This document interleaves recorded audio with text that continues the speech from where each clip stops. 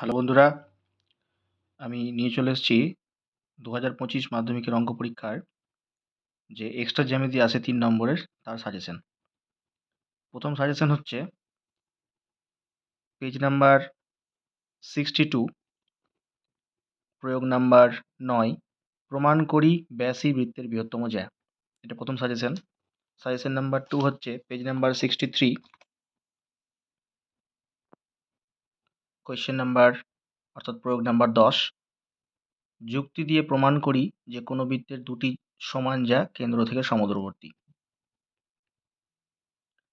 Next suggestion page number 166 অনুসিদ্ধান্ত একটি বৃত্তস্থ চতুর্ভুজের কোনো বাহুকে বর্জিত করলে যে বহিঃস্থ কোণটি উৎপন্ন হয় তা অন্তঃস্থ বিপরীত কোণের সমান হবে।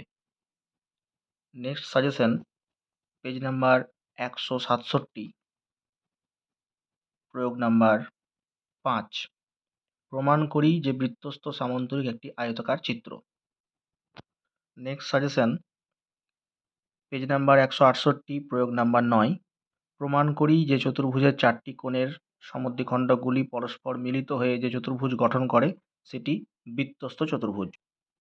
নেক্সট সাজেশন পেজ নাম্বার 216 প্রয়োগ নাম্বার 14 ও কেন্দ্রীয় বৃত্তের পরিলক্ষিত চতুর্ভুজ এবিসিডি হলে প্রমাণ করি যে এবি প্লাস সিডি সমান BC plus DA.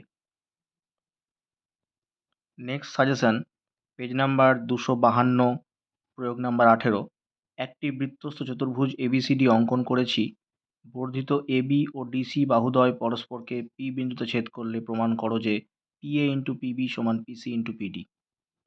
Next suggestion 257 page থেকে প্রয়োগ নাম্বার 24 একটি বৃত্ত অঙ্কন করেছি যার ব্যাস এবি এবং কেন্দ্র ও বৃত্তের উপরিস্থিত কোনো বিন্দু পি থেকে এবি ব্যাসের উপর একটি লম্ব অঙ্কন করলাম যা এবিকে এন বিন্দুতে ছেদ করলো, প্রমাণ করি যে পিবি স্কোয়ার সমান AB into BN. Next suggestion page number 259 থেকে এক্সারসাইজের এটা 5 নম্বর কোয়েশ্চেন সমকোণী ত্রিভুজ এবিসি এর কোণ এ সমকোণ অতিভুজ বিসি এর উপর লম্ব এডি হলে প্রমাণ করি যে ত্রিভুজ এবিসি বাই ত্রিভুজ এসিডি সমান BC square by AC square.